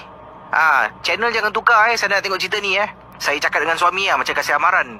Sebab suami dah tak main game, suami duduk dekat depan sedang menonton TV, dan saya cakap, "Bang, tak main game. Channel jangan tukar Saya nak tengok cerita ni Saya pun bancu jalan. Bila saya keluar dari dapur, bilik yang pertama saya akan nampak adalah study room, yang mana suami saya berada di dalam sedang bermain game. Saya terperanjat, Casey. Saya toleh tengok depan, di ruang tamu di sofa rumah saya, tidak ada sesiapa pun yang sedang duduk. Saya angkat minuman suami, masuk dalam study room. "Nah bang, minuman abang." "Terima kasih Bang, tadi abang ada tak keluar duduk kat luar sekejap?" Suami saya pun tengok saya, "Awak ni dah kenapa ni? Mula-mula awak cakap dengan saya panggil awak. Saya tak panggil. Kemudian awak cakap saya duduk depan pula. Orang tengah sibuk main game ni," suami saya kata pada saya. Saya percaya kata suami saya, Casey. Tapi bayangkan, Casey, benda ni berterusan, berlarutan, semakin lama semakin teruk. Semakin saya dah tak boleh tahan. Dan akhirnya kami berjumpa dengan seseorang, dan nasihat orang tu senang je. Baca dalam rumah. Dia tanya, "Korang dua ni solat tak?" Saya terdiam, suami pun terdiam. Tak apalah. Kalau tak, buatlah. Belum lagi terlambat. Selagi boleh bernafas, buatlah. Tak kisah. Kadang-kadang dah nak mati ni, tiba-tiba boleh solat. Dosa semua diampunkan. Jadi buat. Saya dengan suami pun mulalah perlahan-lahan melakukan solat dalam rumah. Tapi bila kami buat solat dalam rumah yang lama di KC, gangguan masih tetap ada. Ia memakan masa yang lama. Akhirnya, kami berpindah ke tempat yang baru dan kami mengutamakan kewajipan-kewajipan kami sebagai tiang dalam rumah, pendinding dalam rumah kami. Selamat pagi pada semua yang sedang bersama dengan saya KC. Anda sedang mendengar Ria 897 FM Radio Singapura, rancangan Misteri Jam 12. Tadi anda dengar lagu dari Iklim, Bukan Aku Tak Cinta. Saya yakin ramai yang menyanyi sama, berkaraoke, mungkin di tempat tugas, di rumah. Ya, bila lagu tu berkumandang, ramai-ramai menyanyi ya. Ala-ala macam semyul. Dan sebelum tu anda juga dihiburkan dengan lagu seperti lagu dari kumpulan Wings, Taman Rashidah Utama, dan juga lagu Hakim and the Magistrate dengan lagunya Portrait. Okey, pada pagi ini ramai yang dah pun bersama dengan saya, yang dah pun masuk gelanggang. Terima kasih diucapkan pada anda semua, dan terima kasih kerana mendengar rancangan MB12. Ingat, rancangan ini sekadar hiburan, dan apa jua yang kita dengar, kita jadikan sebagai satu hiburan saja. Dan mungkin kalau sesuatu kisah yang dikongsi sama, ada juga mungkin persamaan dengan pengalaman anda, ada kebenarannya, boleh dijadikanlah benda yang baik itu kita jadikan satu contoh yang baik lah, dan yang kurang elok tu kita jadikan sebagai satu sempadan untuk kita supaya tidak terjebak apa benda pula terjebak dalam situasi yang sama. Terima kasih pada teman-teman yang ada di Facebook, antaranya Mamat, terima kasih Mamat. Mera Fiore, terima kasih. Zul Mairich ataupun Zul Meraj. Ya, Meraj betul Mairich Meraj. Meraj saya tahu dia macam tank untuk tank ada yang apa tu, yang boleh camouflage. Ya, saya dulu main game Meraj atau Miraj. Muhammad Khairul Faiz Jaafar, terima kasih. Ada yang suruh buat video tunjukkan konti, video konti perjalanan ke konti. Giovanna Aris katanya seram tengok gambar Mediacorp yang dah semakin hari semakin kosong tempat ni. Tahu tak apa, nanti tengoklah bila bulan 5 ni, penghujung bulan ni, kebanyakan juga pejabat-pejabat di sini akan berpindah ke tempat yang baru. Jadi makinlah kurang orang dekat sini ya. Giovanna Aris, terima kasih. Unique Saloon Sharon, terima kasih. Eman Rahman, Raizan, ya, terima kasih. Nora Dia, terima kasih. Ajoy, terima kasih. Dirga Hayudidi, Kak Mazdusa T. Talib. Casey, bacalah cerita luar konti. Saya nak keluar konti boleh. Dulu ada Mr. Tan boleh jaga panel dekat depan saya. Kalau saya keluar ni, siapa yang nak jaga panel?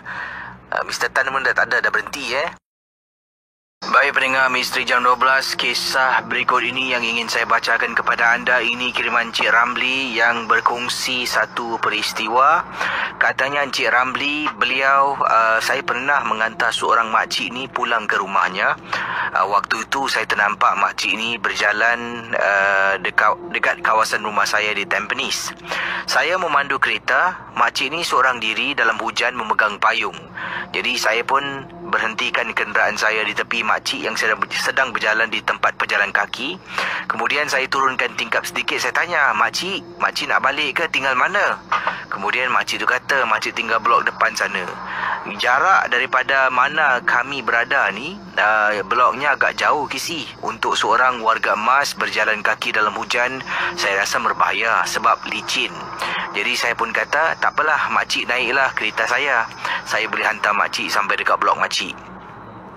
Dan dengan tidak katanya di sini, dengan tidak disedari Casey, saya sedang bercakap dengan makcik ni, dan tahu-tahu bila saya sedarkan diri saya, waktu tu bila dia bercakap dengan makcik ni berbual lah dengan dia. Dia kata tinggal depan sana. Jadi dengan tidak saya sedari, makcik ni dah berada dalam kereta. Tak tahu bila dia buka pintu, bila dia masuk, dia dah ada dalam kenderaan saya. Mungkin agaknya saya macam tiba-tiba macam hilang ingatan tu Casey. Tahu-tahu saya, tingkap kereta saya masih lagi saya turunkan, dan saya terperanjat. apabila saya toleh dekat belakang, makcik ni dah ada dalam kenderaan. Kemudian saya pun tak apalah, mungkin dia buka pintu saya tak perasan ke, macam saya dah tak boleh cari link bagaimana makcik ni boleh masuk kereta saya. Saya ingat kali terakhir saya tanya, "Cik, nak tumpang tak saya hantar balik?" Itu je.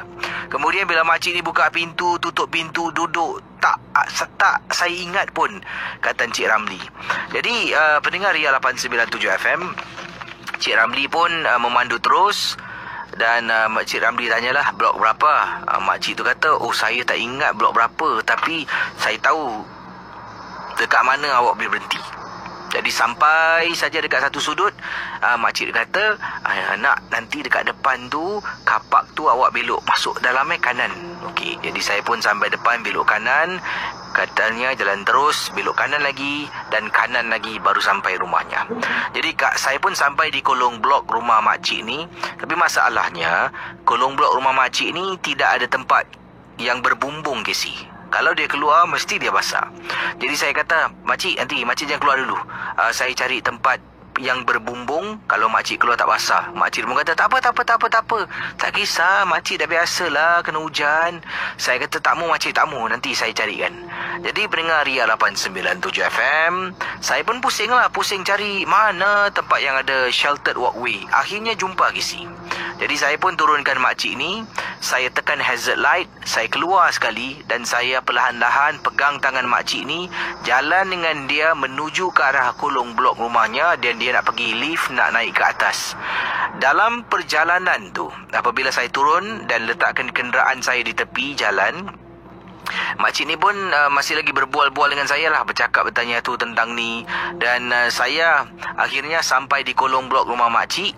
Kemudian saya pun tunggu lift untuk turun ke bawah. Makcik tu kata, "Dah lah nak, tak payahlah susah-susah hantar aku Katanya, "Tak apalah cik, dah terlanjur ni, saya ikut cik. Tak apa, jangan naik atas lagi." Jadi saya pun okeylah. Makcik ni pun masuk lift, pintu tertutup, dia naik atas. Saya pun menuju kembali ke arah kenderaan saya untuk pulang ke rumah.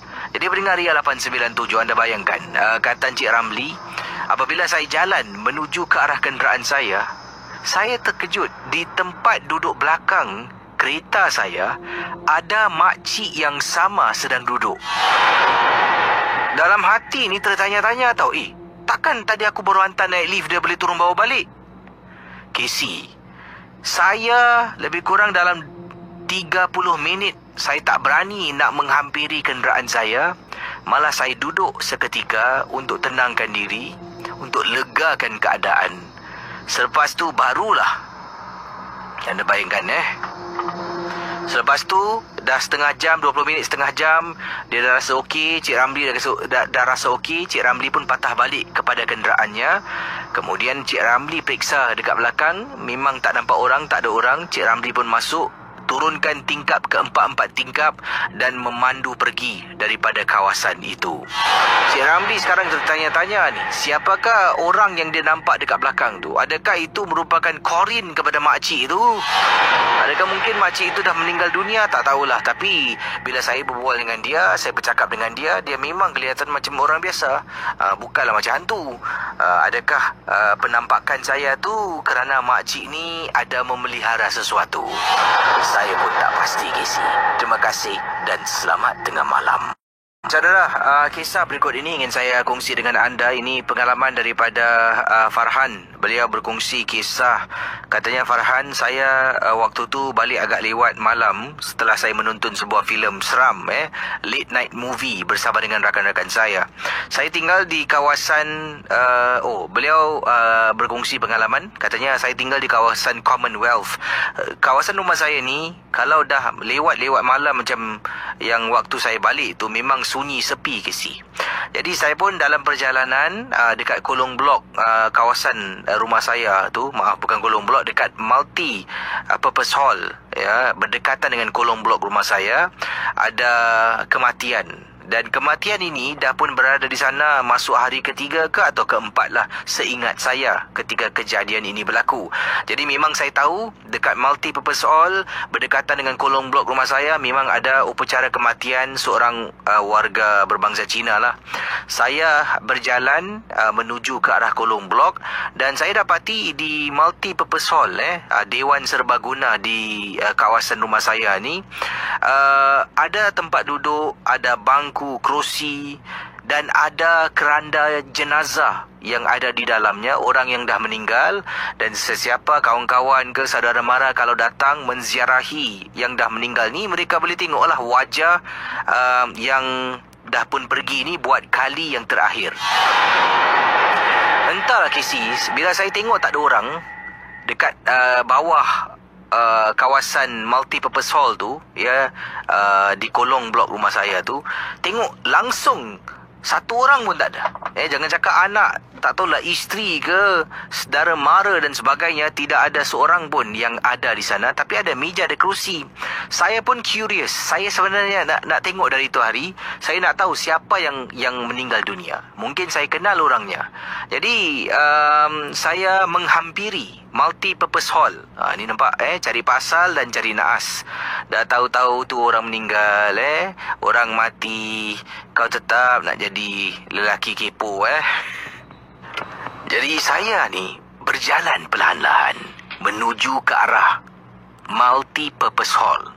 Jadi di bawah multi-purpose hall tu dia ada letak satu lagi kemah kecil. Dalam kemah kecil itulah ada keranda, iaitu seseorang yang telah pun meninggal dunia. Dan di hadapan keranda tu ada gambar si fulan yang mati ni. Saya pun sebenarnya nak tahu yang meninggal dunia ni siapa. Jalan perlahan-lahan, jalan perlahan-lahan, jalan perlahan-lahan. Dan saya terperanjat lah. Terperanjat bila saya nampak orang dekat dalam. Rupanya ada orang. Ada orang, seorang lelaki sedang berdiri, seorang diri sedang melihat jenazah. Jenazah yang terbaring dalam keranda, mungkin last respect lah. Penghormatan terakhir kepada kenalan beliau ataupun saudaranya.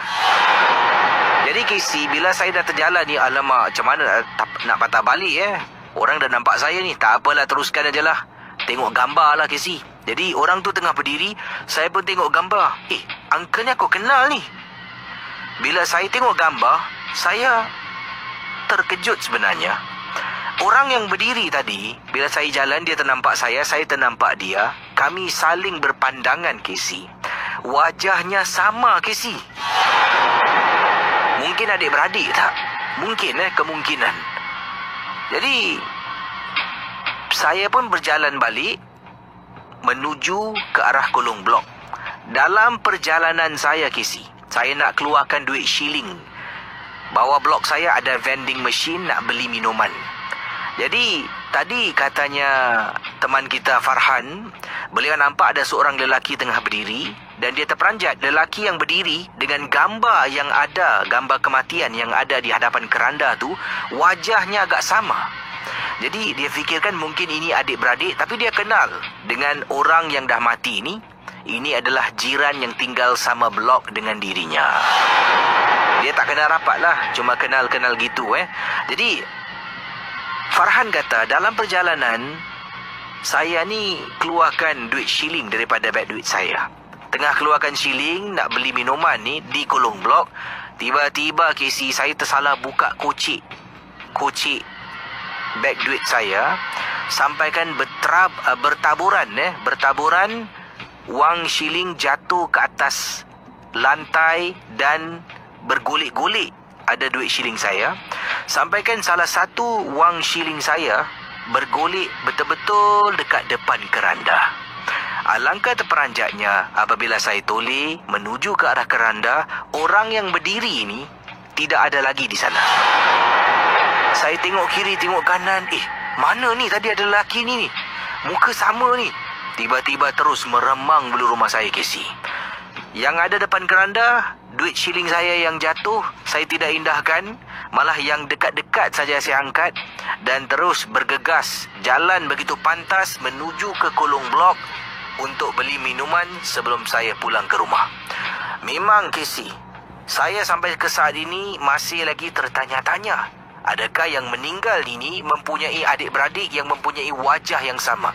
Sebab gambar yang dipaparkan dengan lelaki yang tadi terpandang saya bila saya sedang jalan nak tengok ni, tengok gambar yang mati itu, wajahnya memang sama, Casey. Baik pendengar Ria 897 FM. Kisah yang berikut ini datang daripada Puan Latifah. Katanya Puan Latifah, kakak seringkali mempunyai sakit kaki.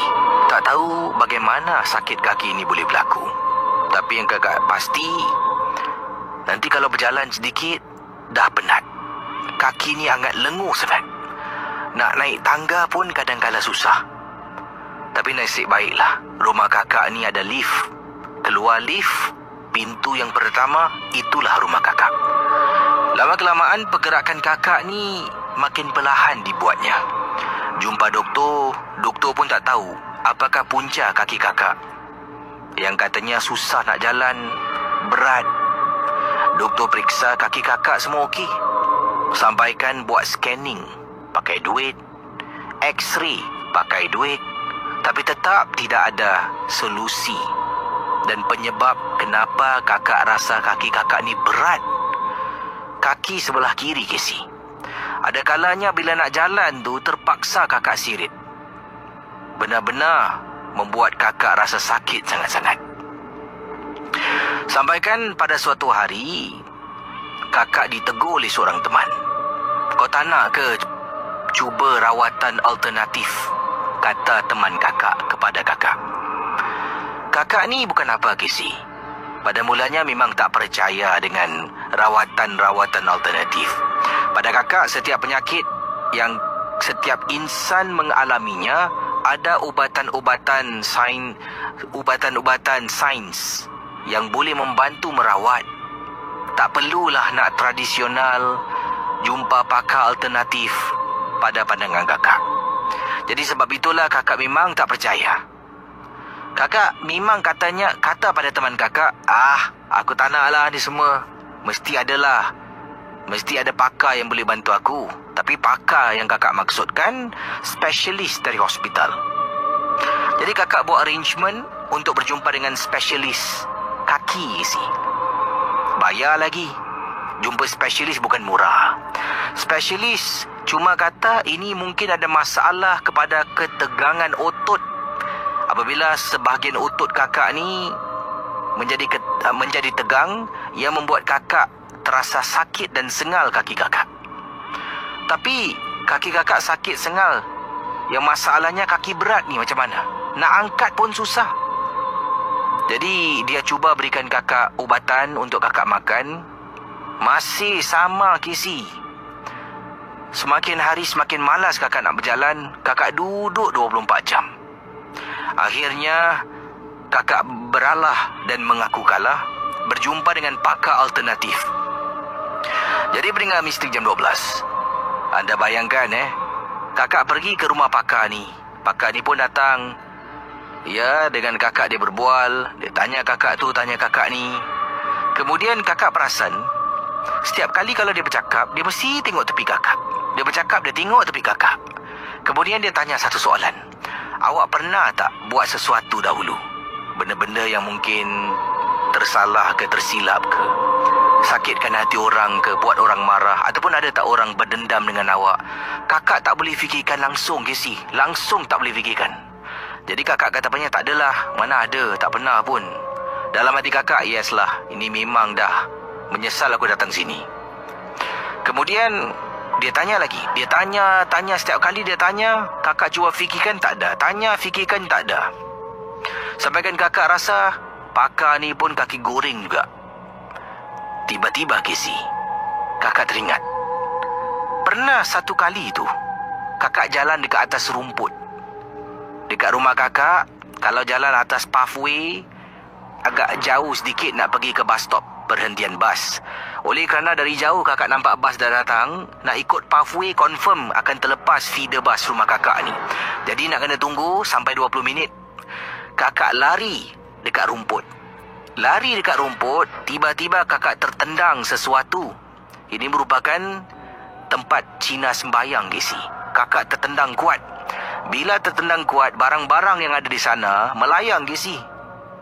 Ke kiri, ke kanan, kakak tak indahkan buat bodoh pasal nak kejar bas punya pasal. Jadi kakak beritahu pakar tersebut. Baru pakar tu kata, "Oh, mungkin itu sebabnya." Patutlah. Kakak tanya, "Kenapa Saya kalau cakap dengan awak, nanti awak tak akan percaya dengan saya.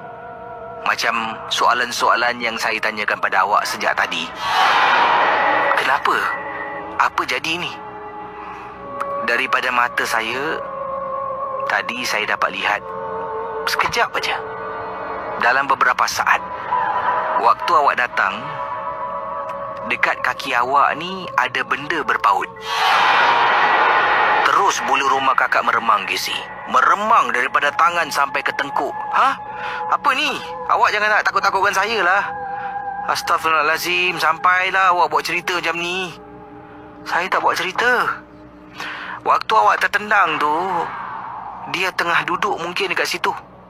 Awak tendang, awak main jalan aja. Awak tak angkat balik letak barang-barangnya. Dia tak puas hati. Dia berpaut pada kaki kiri awak. Saya terdiam, Casey. Sebab itulah bila kakak jalan kaki rasa berat, naik tangga rasa berat, sirit-sirit dan malas nak jalan kerana setiap kali nak berjalan rasa berat dan penat. Rupa-rupanya ada benda berpaut pada kaki kakak. Kakak tanya pada dia, "Jadi sekarang macam mana ni? Kaki saya tak sahan ni." "Boleh. Saya boleh bantu awak untuk berubat. Tapi berapa cepat saya tak pasti." Kakak marah dia lah. "Apa ni tak pasti pula? Dah tahu apa?" Kemudian dia cakap dengan kakak, "Awak kalau jumpa doktor pun, kadang-kadang obat doktor makan berbulan-bulan untuk take effect, untuk membantu mengurangkan apa jua masalah. Ini kan pula awak jumpa saya. Saya ni pakar perubatan Islam. Saya mampu menghalau jin daripada mengganggu, tetapi ia juga memakan masa." Kakak terdiam. Dan akhirnya kakak setuju. Dia pun merawat kakak dengan bacaan-bacaan ruqyah. Casey, bila dia mula membaca, Casey, kaki kakak rasa sakit sangat, seolah-olah ada benda mencengkam tau, Casey. Mencengkam, memeluk kaki kakak sampaikan kaki kakak ni nampak blue black, darah dah tak jalan. Sebab benda tu yang dimaksudkan oleh pakar ni memeluk erat sangat kaki kakak. Dipendekkan cerita, memang benar pakar ini telah pun membantu kakak. Sekarang kakak boleh jalan, Casey. Naik tangga, turun tangga, berjalan kaki. Tapi tak macam dululah. Masih ada rasa sikit sengal-sengal pada kaki kakak. Tapi lebih baik dari sebelum itu. Inilah pengalaman kakak. Terima kasih dan selamat tengah malam.